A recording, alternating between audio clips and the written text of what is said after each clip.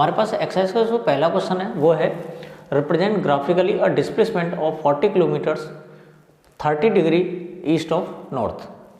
मैंने इसका ग्राफ पहले से बना रखा है, इसको ग्राफ को हम थोड़ा सा एलेबोरेट कर लेते हैं, यानी डिटेल में समझ लेते हैं। सबसे पहले हमें इस ग्राफ को समझने से पहले हमारे पास जो पहला क्वेश्चन है वो है represent graphically a displacement of 40 kilometres 30 degree east of north. तो यहाँ मैंने इसका ग्राफ ऑलरेडी बना रखा है, तो इस ग्राफ को ज़्यादा डिटेल में समझने के लिए हमें एक चीज़ की ज़रूरत पड़ेगी, वो ये है कि सबसे पहले हमें डायरेक्शंस पता होने चाहिए, यानी ईस्ट वेस्ट नॉर्थ साउथ जो डायरेक्शंस होते हैं उनको हम किस तरह से रिप्रेजेंट करते हैं, तो वो मेंशन करने की ज़रूरत है। तो हमें मालूम होना चाहिए कि ईस्ट हम इधर लिखते हैं, वेस्ट ये होता है, और ये हमारे पास नॉर्थ और ये वाला साउथ। अब क्वेश्चन में क्या कह रहा है, ये कह रहा है represent graphically a displacement of 40 kilometres. कहने का मतलब ये हुआ कि यहाँ पर जो डिस्प्लेसमेंट है ये वाला, ये एक वेक्टर क्वांटिटी होता है, तो हमें इसको वेक्टर की फॉर्म में रिप्रेजेंट करना है। तो यहाँ पर उसने 40 किलोमीटर्स तो ये डिस्टेंस दे रखी है, उसके साथ में मेंशन कर रखी है उसने डायरेक्शन, और डायरेक्शन क्या है इसमें 30 डिग्री ईस्ट ऑफ नॉर्थ। तो यहाँ पर सबसे पहले इसको भी समझने की ज़रूरत है कि ईस्ट ऑफ नॉर्थ का मतलब क्या होता है। ईस्ट ऑफ नॉर्थ का मतलब होता है नॉर्थ से ईस्ट की तरफ, नॉर्थ से ईस्ट की तरफ, ईस्ट ऑफ नॉर्थ यानी नॉर्थ से ईस्ट की तरफ। अब कितना 30 डिग्री, तो कहने का मतलब ये हुआ हमारे पास जो डायरेक्शन है नॉर्थ वाली, इससे हम ईस्ट की तरफ जाएंगे और कितना एंगल बनाते हुए 30 डिग्री का एंगल बनाते हुए। अब कितनी दूर जाना है उसने मेंशन कर रखा है कि 40 किलोमीटर्स तक जाना है, तो हमने यहाँ पर इसमें इस तरह से इसको 40 किलोमीटर्स बना रखा है। अब इसे बनाने के लिए हमें स्केल की भी जरूरत पड़ेगी, क्योंकि हम पेपर पर 40 किलोमीटर्स रिप्रेजेंट नहीं कर सकते। तो उसके लिए हम करेंगे क्या, हमने इसमें इक्वल रेडियस के 4 आर्क्स लगा रखे हैं। यहाँ पर हम स्केल लिखेंगे, तो यहाँ पे लिखेंगे स्केल में 1 centimetre equals to 10 kilometres, 10 kilometres, यानी ये जो 1 सेंटीमीटर है ग्राफ पर वो रिप्रेजेंट कर रहा है 10 किलोमीटर्स को। तो यानी ये जो डिस्टेंस है पहले वाली आर्क वाली, ये है 10 किलोमीटर्स, ये है 10 किलोमीटर्स, ये 10 किलोमीटर्स और ये भी 10 किलोमीटर्स। इस तरह से हमें ये 40 किलोमीटर की डिस्टेंस मिल जाती है। अब बात करते हैं इसकी 30 डिग्री ईस्ट ऑफ नॉर्थ की। तो हम क्या करेंगे, जो हमारे पास ON जिसे हम नॉर्थ वाली डायरेक्शन बोलेंगे, तो इसके साथ में 30 डिग्री का एंगल बनाते हुए एक इस तरह से रीड्रॉ कर लेंगे। तो कहने का मतलब ये हुआ कि हमारे पास जो OA वेक्टर होगा ये होगा एक तरह से डिस्प्लेसमेंट, और इसको हम रिप्रेजेंट करेंगे 40 किलोमीटर 30 डिग्री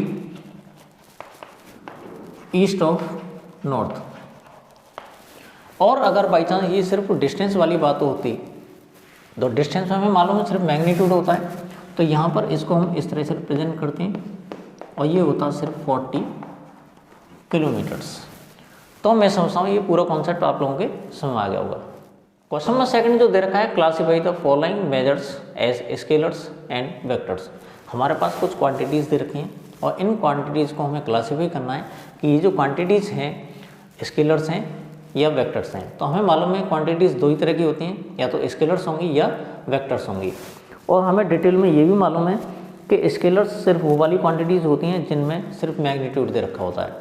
अगर बाई चांस मैग्नीट्यूड के साथ साथ डायरेक्शन भी मेंशन की होती है तो हम कहते हैं कि वो वाली जो क्वांटिटीज़ हैं वो वेक्टर क्वांटिटीज़ हैं। तो यहाँ पर देख लेते हैं कि कौन सी वाली क्वांटिटी के साथ में हमें डायरेक्शन मेंशन कर रखी है। तो यहाँ पर बात करते हैं सबसे पहले 10 kg की। तो 10 kg में हमें मालूम है ये मास है, 10 kg मास। और मास क्या होता है, एक स्केलर क्वांटिटी होती है, इसमें कोई भी डायरेक्शन मेंशन नहीं की जाती, तो ये हो जाएगा स्केलर क्वांटिटी। बात करते हैं 2 मीटर्स नॉर्थ वेस्ट। तो यहाँ पर होता क्या है, ये है 2 मीटर्स, ये है क्वांटिटी यानी मैग्नीट्यूड, ठीक है ना। ये इतना जो दे रखा है ये मैग्नीट्यूड है, लेकिन इसके साथ साथ ये जो दे रखा है इसमें डायरेक्शन भी मेंशन कर रखी है। अगर ये सिर्फ इतना होता 2 मीटर्स होता तो ये स्केलर क्वांटिटी मेंशन की जाती। अब यहाँ पर जो 2 मीटर्स है ये एक तरह से डिस्टेंस है, लेकिन इसके साथ साथ में उसने क्या कर रखा है, डायरेक्शन भी मेंशन कर रखी है। तो डायरेक्शन मेंशन करने की वजह से डिस्टेंस के साथ में जब डायरेक्शन मेंशन की जाती है तो वो बन जाता है डिस्प्लेसमेंट। तो यहाँ पर ये जो होगा डिस्प्लेसमेंट हो जाएगा, और डिस्प्लेसमेंट हमें मालूम है क्या चीज़ होती है, वेक्टर क्वांटिटी। तो यानी ये वेक्टर क्वांटिटी में कम हो जाएगा। बात करते हैं इसकी 40 डिग्री। अब ये हमें मालूम है एंगल का मेजरमेंट है। अब एंगल किसी डायरेक्शन में है कोई मेंशन नहीं दे रखा, यानी 40 डिग्री है, वो किसी भी डायरेक्शन में हो सकता है। जैसे कि पिछला वाला जो क्वेश्चन था जिसमें 30 डिग्री नॉर्थ ऑफ ईस्ट ऐसे करके दे रखा था, तो वहाँ पर हम मेंशन कर सकते थे डायरेक्शन को। लेकिन यहाँ पे 40 डिग्री कौन से वाले डायरेक्शन में हमें नहीं पता। तो इस तरह के जो क्वांटिटीज़ होती हैं उसको हम बोलते हैं स्केलर क्वांटिटीज़। तो ये स्केलर मेंशन किया जाएगा। बात करते हैं 40 वाट। अब ये जो 40 वाट है ये पावर की यूनिट होती है वाट, तो ये पावर है, और पावर में डायरेक्शन मेंशन नहीं की जाती, तो इस वजह से ये स्केलर क्वांटिटी में मेंशन किया जाएगा। बात करते हैं 10⁻⁻⁹ कूलम। अब ये जो कूलम होता है ये चार्ज का यूनिट है, ठीक है ना, चार्ज। और चार्ज में कहीं पर भी हम डायरेक्शन मेंशन नहीं करते, इस वजह से ये स्केलर क्वांटिटी होगी। बात कर लेते हैं इसकी 20 मीटर पर सेकंड स्क्वायर। तो यहाँ पर हम देखते हैं कि जो 20 मीटर पर सेकंड स्क्वायर है ये सिर्फ क्या चीज़ है, ये है मैग्नीट्यूड। लेकिन हमें मालूम है ये जो मीटर पर सेकंड स्क्वायर है ये यूनिट किसकी है, एसेलरेशन की। तो एसेलरेशन जो होता है वो एक वेक्टर क्वांटिटी होती है, क्योंकि इसमें फोर्स की डायरेक्शन में एसेलेरेशन काउंट किया जाता है। तो यहाँ पर जो एसेलेरेशन है फोर्स की डायरेक्शन होगी, यानी एक डायरेक्शन मेंशन हो रही है। तो डायरेक्शन मेंशन होने की वजह से ये जो वेक्टर क्वांटिटी में मेंशन किया जाएगा। क्वेश्चन नंबर 3 जो दे रखा है वो भी इसी कैटेगरी का क्वेश्चन है। Classify the following as scalar and vector quantities. यहाँ में हमारे पास कुछ क्वांटिटीज़ दे रखी हैं, तो हमें इनको स्केलर और वेक्टर में क्लासीफाई करना है। सबसे पहले बात करते हैं फर्स्ट वाले पार्ट की, टाइम पीरियड। टाइम पीरियड में कभी भी हम डायरेक्शन मेंशन नहीं करते, इस वजह से ये स्केलर क्वांटिटी हो जाएगा। डिस्टेंस में भी कभी हम डायरेक्शन मेंशन नहीं करते, इसमें सिर्फ मैग्नीट्यूड होता है, तो ये भी स्केलर हो जाएगा। अगर बाई चांस इस डिस्टेंस के साथ में डायरेक्शन मेंशन होती है तो वो डिस्प्लेसमेंट होता, तो इसके ऊपर अगर डिस्प्लेसमेंट होता तो हम उसको वेक्टर क्वांटिटी कह सकते थे। बात करते हैं फोर्स की डायरेक्शन होती है, मैग्नीट्यूड के साथ साथ डायरेक्शन होती है, इस वजह से वेक्टर क्वांटिटी होगा। सेम कंडीशन यहाँ पर वेलोसिटी की है, तो वेलोसिटी में डायरेक्शन मेंशन होता है मैग्नीट्यूड के साथ साथ, तो ये वेक्टर क्वांटिटी हो जाएगी। और बात करते हैं वर्क डन की, तो वर्क डन में हम डायरेक्शन मेंशन नहीं करते, इस वजह से ये स्केलर क्वांटिटी होगा। क्वेश्चन नंबर 4 में हमारे पास एक स्क्वायर दे रखा है फिगर में, और इस फिगर की हेल्प से हमें कोई इनिशियल, इक्वल और जो कोलिनियर बट नॉट इक्वल, इस तरह की जो वेक्टर्स हैं उनको हमें इसमें से आइडेंटिफाई करना है। देखिए सबसे पहले हम बात कर लेते हैं को इनिशियल की। को इनिशियल वेक्टर्स कौन से वाले होते हैं? को इनिशियल वेक्टर्स वो वाले होते हैं जिनका ओरिजिनेट, यानी जो एक ही पॉइंट से ओरिजिनेट होते हैं, यानी पॉइंट ऑफ ओरिजिन सेम होता है। तो यहाँ पर हम देखते हैं वेक्टर ए और वेक्टर डी, ये दोनों इस पॉइंट से ओरिजिनेट हो रहे हैं। देखिए दोनों की टेल सेम पॉइंट पर है, यानी इस पॉइंट से ये क्या हो रहे हैं, ओरिजिनेट हो रहे हैं। तो ये जो दोनों वेक्टर्स होंगे vector A and vector D, वो दोनों के दोनों को इनिशियल वेक्टर्स होंगे। तो यहाँ पर हो जाएगा vector A and vector D. बात कर लेते हैं इक्वल वेक्टर्स की। तो यहाँ पर इस स्क्वायर की हेल्प से हमें कंफर्म करना है कि इसमें कौन से वाले इक्वल वेक्टर्स होंगे। देखिए सबसे पहले इक्वल वेक्टर्स की डेफिनेशन हम देख लेते हैं। इक्वल वेक्टर्स वो वाले वेक्टर्स होते हैं जिनका मैग्नीट्यूड इक्वल होता है और सेम डायरेक्शन में होते हैं। कहने का मतलब same direction and same magnitude वाले जो वेक्टर्स हैं उनको बोलते हैं हम इक्वल वेक्टर्स। तो इसमें हम देखते हैं, क्योंकि ये वाला एक स्क्वायर शेप में है तो इसकी जो अपोजिट साइड्स हैं वो इक्वल होंगी, यानी मैग्नीट्यूड्स में इक्वल होंगी। अब हमें कंफर्म करना है कि कौन से वाले ऐसे वेक्टर्स हैं जिनका सेम डायरेक्शन है। तो यहाँ पे वेक्टर डी और वेक्टर बी, ये दोनों वेक्टर्स ऐसे हैं जो सेम डायरेक्शन में हैं और इनका मैग्नीट्यूड भी बिल्कुल इक्वल है, क्योंकि ये सेम जो साइड्स हैं उनका सेम मेजरमेंट होता है। तो यहाँ पर इस कंडीशन में वेक्टर डी और वेक्टर बी का जो मैग्नीट्यूड होगा वो इक्वल होगा और दोनों के दोनों सेम डायरेक्शन में, इस वजह से ये इक्वल वेक्टर्स कहलाएंगे। तो यहाँ लिखेंगे हम vector B and vector D. Third point, third point में ये कह रहा है कोलिनियर बट नॉट इक्वल, यानी कोलिनियर तो हो लेकिन इक्वल ना हो। तो देखो हमें अभी भी थोड़ी देर पहले पता चला कि इक्वल वेक्टर्स वो होते हैं जिनका डायरेक्शन सेम हो, डायरेक्शन तो हमें मालूम है। अब बात करते हैं किसकी, कोलिनियर की, यानी दो वेक्टर्स कोलिनियर कब होते हैं, जैसे एक वेक्टर ये है, दूसरा वेक्टर ये है, ये दो वेक्टर्स हो गए, ये कोलिनियर हैं, ठीक है ना। लेकिन यहाँ पर वो एक कंडीशन उसने और दे रखी है कि इक्वल ना हो, ठीक है ना। तो इक्वल होने के लिए मैग्नीट्यूड और डायरेक्शन दोनों सेम होते हैं, लेकिन यहाँ पर हम क्या कर रहे हैं, वो कोलिनियर की बात कर रहा है लेकिन इक्वल ना हो। तो उस कंडीशन में हम क्या करेंगे, डायरेक्शन को जरूर मेंशन करेंगे कि डायरेक्शन एक जैसी ना हो।